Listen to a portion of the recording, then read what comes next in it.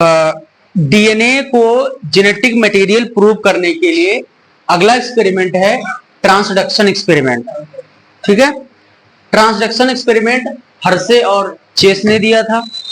ठीक है, और हर्शे और चेस ने ट्रांसडक्शन एक्सपेरिमेंट में जो टेक्निक यूज की थी उस टेक्निक का नाम था रेडियो एक्टिव ट्रेसिंग टेक्निक।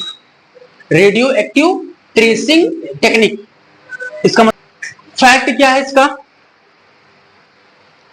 तो इसके इस एक्सपेरिमेंट के लिए हर्शे और चेस ने चूज किया बैक्टीरियोफेज वायरस। क्या चूज किया? बैक्टीरियोफेज वायरस चूज किया। ठीक है, और उस बैक्टीरियोफेज वायरस का नाम था T2 bacteriophage. T2 bacteriophage virus जानते हो क्या होता है? वायरस लिविंग और नॉन लिविंग के बीच की कनेक्टिंग लिंक है। कुछ फीचर उसमें लिविंग जैसे होते हैं, कुछ फीचर उसमें नॉन लिविंग जैसे होते हैं। इसके ऊपर सेल नहीं होती है, वायरस में सेल नहीं होती है। वायरस जो है सिंपली न्यूक्लियो प्रोटीन के बने होते हैं। वायरस सिंपली किसके बने होते हैं? न्यूक्लियो प्रोटीन के बने होते हैं। सारे वायरस न्यूक्लियो प्रोटीन के बने होते हैं। बात समझ में? यहां एक ये वायरस है बैक्टीरियोफेज वायरस। अच्छा, बैक्टीरियोफेज वायरस वायरस है कि बैक्टीरिया है? वायरस है। बैक्टीरियोफेज वायरस लिखा तो आगे वायरस। तो बैक्टीरियोफेज वायरस जो है वायरस है, बैक्टीरिया नहीं है। ये वायरस करता क्या है? इसका नाम कैसे पड़ा? हाँ, बैक्टीरियो मतलब बैक्टीरिया और फेज मतलब इन्फेक्शन। फेज मतलब इन्फेक्शन, किलिंग। ठीक है, ऐसा वायरस जो बैक्टीरिया को किल करता है, इन्फेक्ट करता है। ऐसा वायरस जो बैक्टीरिया को इन्फेक्ट करता है, किल करता है, उसी वायरस को कहा जाता है बैक्टीरियोफेज वायरस। इसका एग्जांपल है T2 बैक्टीरियोफेज। ये एक बैक्टीरिया होता है इशर्सिया कोलाई, जिसको ई कोलाई हम बोलते हैं। क्या बोलते हैं? ई कोलाई या इशर्सिया कोलाई। उसको जो बैक्टीरियोफेज वायरस इन्फेक्ट करता है, उस बैक्टीरियोफेज वायरस को T2 बैक्टीरियोफेज कहा जाता है। बात समझिए? कुल मिलाकर के T2 बैक्टीरियोफेज क्या है? एक ऐसा वायरस है जो ई कोलाई बैक्टीरिया को इन्फेक्ट करता है, किल करता है। बात समझ में आई? अभी तो देखो, वायरस की बॉडी जो है वो बनी होती किसकी? न्यूक्लियो प्रोटीन की। कोई भी वायरस हो वो सारे के सारे किसके बने होते हैं? न्यूक्लियो प्रोटीन के। Nucleo means nucleic acid, nucleo means nucleic acid, और प्रोटीन मीन्स प्रोटीन। बात समझ में आई? न्यूक्लिक एसिड दो टाइप के होते हैं, डीएनए और आरएनए। ये दो क्या है? न्यूक्लिक एसिड है। डीएनए और आरएनए क्या है? न्यूक्लिक एसिड है। ठीक है, तो जो वायरस होता है, वायरस में दो चीजें होती हैं। वायरस में दो चीजें होती हैं। कौन कौन सी? न्यूक्लिक एसिड और प्रोटीन। न्यूक्लिक एसिड और प्रोटीन, यही दो चीजें होती हैं किसी भी वायरस में। वो चाहे बैक्टीरियोफेज हो या कोलीफेज हो या टीएमवी हो। ठीक है, कोई भी वायरस हो, सिर्फ दो ही चीजें होंगी, न्यूक्लिक एसिड और प्रोटीन। न्यूक्लिक एसिड दो टाइप के होते हैं, डीएनए और आरएनए। ठीक है, अच्छा, हमारी बॉडी में डीएनए आरएनए दोनों हैं। प्लांट की बॉडी में डीएनए आरएनए दोनों हैं। बैक्टीरिया की भी बॉडी में डीएनए आरएनए दोनों हैं।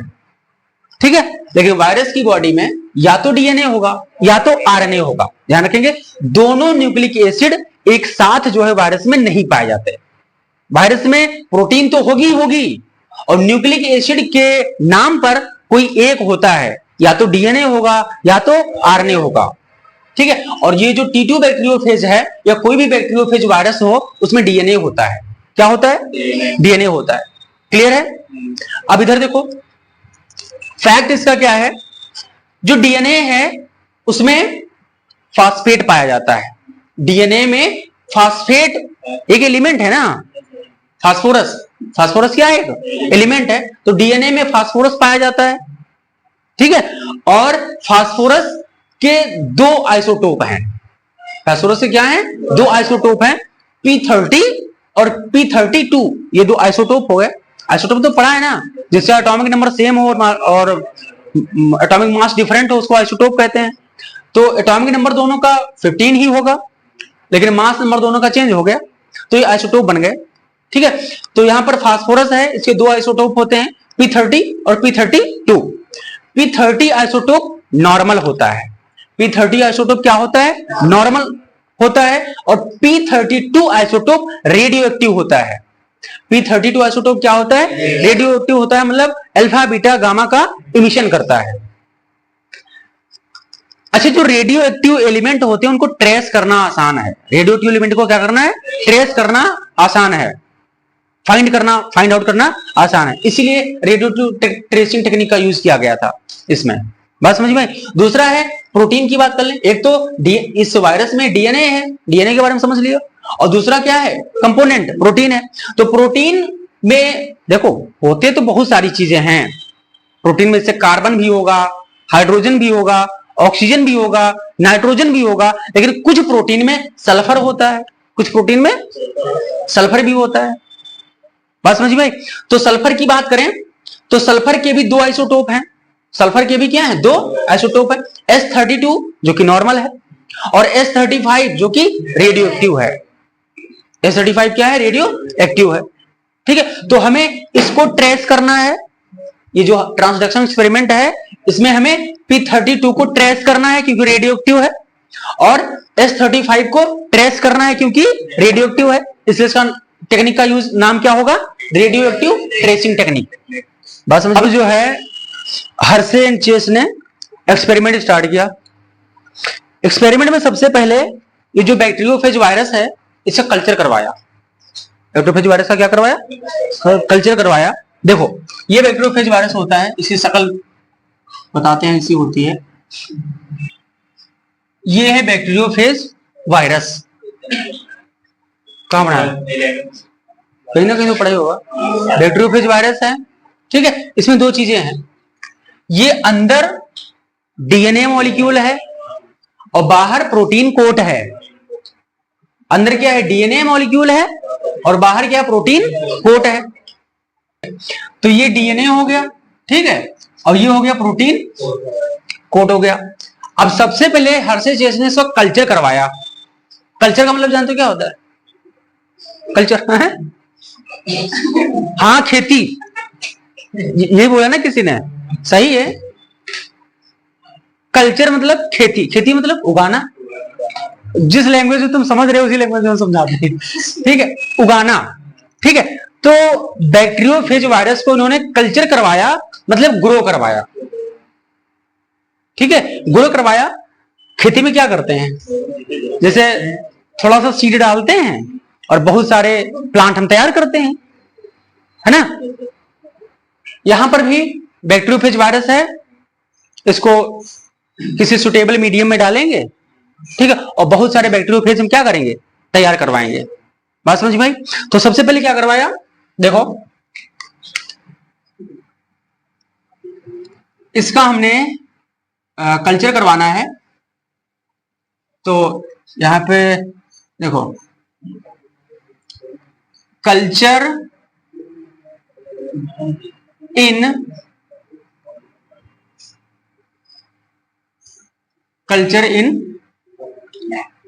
P32 मीडियम, ठीक है। P32 मीडियम में हमने बैक्टीरियोफेज का क्या करवाया? कल्चर करवाया। बात समझ में आई? तो इससे क्या होगा बताओ? जब P32 मीडियम में हम कल्चर करवाएंगे तो क्या होगा? रेडियोएक्टिविटी कहां पहुंचेगी? देखो अभी हमने बताया P32 फास्फोरस का रेडियो एक्टिव आइसोटोप है, और फास्फोरस पाया जाता है कहां? डीएनए में। तो इसका डीएनए जो है रेडियो एक्टिव लेबल्ड हो जाएगा। अब हम जहां जहां रेडियोएक्टिविटी पहुंचेगी उसको हम रेड कलर से दिखाएंगे, ठीक है, जहां नहीं पहुंचेगी उसको ब्लैक कलर से दिखाएंगे। बात समझ में आई? ठीक है, तो यहां पर ये बैक्टीरियोफेज वायरस लिया हमने,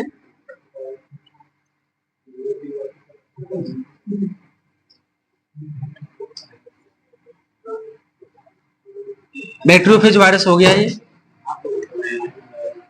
ठीक है। ये देखो बैक्टीरियोफेज वायरस हो गया। और P32 रेडियोएक्टिव है, तो P32 मीडियम में इसका हमने कल्चर करवाया और फास्फोरस पाया जाता है डीएनए में। अभी बताया पीछे फैक्ट में कि फास्फोरस डीएनए में पाया जाता है, तो इसका डीएनए जो है क्या हो जाएगा, रेडियोएक्टिव हो जाएगा, और प्रोटीन कोट में रेडियोएक्टिविटी नहीं पहुंचेगी। सीधी सी बात है, फास्फोरस डीएनए में है, प्रोटीन में नहीं है, और सल्फर प्रोटीन में है, डीएनए में नहीं है। ठीक है, तो जब P32 मीडियम में कल्चर करवाएंगे तो जो ये बैक्टीरियोफेज वायरस है, इसका जो डीएनए होगा वो रेडियो एक्टिव हो जाएगा। ये हो गया रेडियो एक्टिव।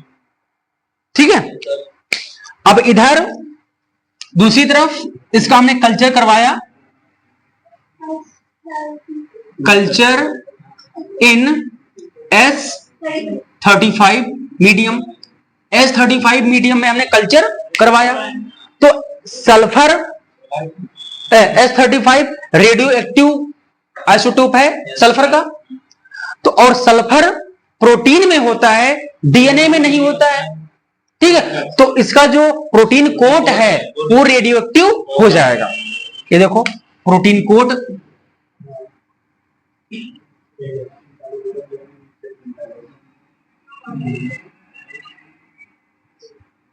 रेडियो एक्टिव हो गया, प्रोटीन कोट क्या हो गया, रेडियो एक्टिव हो गया, और डीएनए एज इट इज रहा, डीएनए एज इट इज रहा।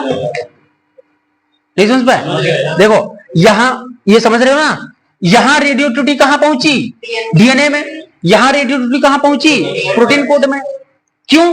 क्योंकि इसका कल्चर हमने ये बना है P32 मीडियम में कल्चर कराने से, और फास्फोरस डीएनए में होता है तो डीएनए में रेडियोएक्टिविटी पहुंची, प्रोटीन में नहीं पहुंची, और सल्फर प्रोटीन में होता है तो प्रोटीन में रेडियोएक्टिविटी पहुंची और डीएनए में नहीं पहुंची। बात समझ में? ये इकोलाई बैक्टीरिया की सेल है, ये इकोलाई बैक्टीरिया की सेल है। ठीक है, अब इधर हमने रेडियो एक्टिव प्रोटीन कोट वाला बैक्टीरियोफेज का इंफेक्शन करवाया। इसमें रेडियो एक्टिव डीएनए वाला बैक्टीरियोफेज का इन्फेक्शन करवा दिया। इन्फेक्शन इस स्टेप में क्या हो रहा है, इन्फेक्शन हो रहा है, इन्फेक्शन करवा दिया। ठीक है, इधर क्या हुआ, इसके बाद में ब्लेंडिंग होगी। क्या होगी, ब्लेंडिंग होगी। अब इसमें क्या होगा, ये बैक्टीरियोफेज वायरस अपना जो अंदर डीएनए मॉलिक्यूल है वो अंदर क्या करेगा, इंजेक्ट कर देगा। यहां भी ये बैक्टीरियोफेज वायरस अपना डीएनए मॉलिक्यूल इसके अंदर क्या करेगा, इंजेक्ट कर देगा। ये अंदर आ गए, डीएनए मॉलिक्यूल अंदर आ गए। बात समझ में? अब ये डीएनए क्या करेगा, ये डीएनए इकोलाई, ये इकोलाई बैक्टीरिया है ना, इकोलाई सेल है, इकोलाई की सेल के डीएनए के साथ इनकॉर्पोरेट हो जाएगा, उससे अटैच हो जाएगा, और पूरी सेल की मैकेनिज्म को अपने कंट्रोल में कर लेगा, पूरी सेल की मैकेनिज्म को अपने कंट्रोल में कर लेगा। मतलब ये डीएनए किसका है, जल्दी बोलो, बैक्टीरियोफेज वायरस का। ये डीएनए किसका है, बैक्टीरियोफेज वायरस का। ये इकोलाई बैक्टीरिया जो है उसके डीएनए के साथ में क्या होता है, अटैच हो जाता है, जुड़ जाता है, और पूरी सेल की मैकेनिज्म को अपने कंट्रोल में कर लेता है। अब ये डीएनए जो था ये अपने लिए प्रोटीन कोड बनवाएगा। क्या बनवाएगा, पहले रेप्लिकेशन करेगा, नए डीएनए बनाएगा, अपने लिए क्या करेगा, नए डीएनए बनाएगा। यहां भी अपने लिए नए डीएनए बनाएगा। बात समझिए भाई? उसके बाद में क्या होगा, उस डीएनए से आरएनए बनेगा, आरएनए से प्रोटीन बनेगी। ठीक है, तो इस डीएनए ने, ये डीएनए है किसका, बैक्टीरियोफेज वायरस का, वायरस के डीएनए ने अपने लिए प्रोटीन कोड तैयार कर लिया। यहां भी वायरस के डीएनए ने अपने लिए प्रोटीन कोड तैयार कर लिया, और प्रोटीन कोड तैयार हो गया। अब यहां पर बैक्टीरियोफेज वायरस देखो इसके अंदर बन गए, इकोलाई बैक्टीरिया के अंदर बैक्टीरियोफेज वायरस बन गए। बात समझ में? बैक्टीरियोफेज वायरस बाहर था, पूरा बैक्टीरियोफेज वायरस अंदर नहीं आता है, सिर्फ और सिर्फ क्या आता है, डीएनए। और वो डीएनए इकोलाई की या सेल की मैकेनिज्म का यूज करके अपने लिए नया डीएनए बनवाता है और नया प्रोटीन कोड तैयार कर लेता है। ठीक है, अब यहां सेंट्रीफ्यूगेशन करवाया। सेंट्रीफ्यूगेशन में क्या होगा, सेंट्रीफ्यूगेशन में जो हैवी मॉलिक्यूल होंगे वो नीचे बैठ जाते हैं, और जो लाइट मॉलिक्यूल होते हैं वो ऊपर आ जाते हैं। सेंट्रीफ्यूगेशन करवाएंगे और ये सेल बस्ट हो जाएगी। क्या होगी, बस्ट हो जाएगी, फट जाएगी।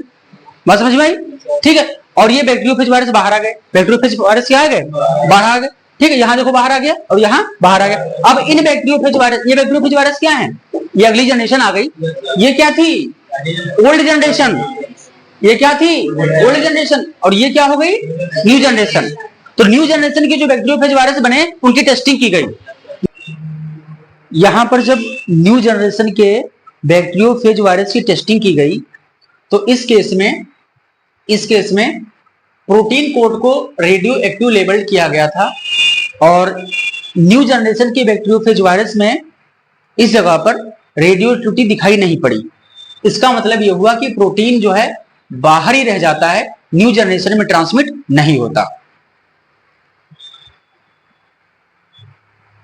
इस केस में डीएनए को रेडियो एक्टिव लेबल किया गया था, और न्यू जनरेशन का बैक्टीरियोफेज वायरस की जब टेस्टिंग की गई इस जगह पे, तो देखा गया कि यहां पर रेडियो एक्टिविटी है, यहां पर रेडियो एक्टिविटी दिखाई पड़ी।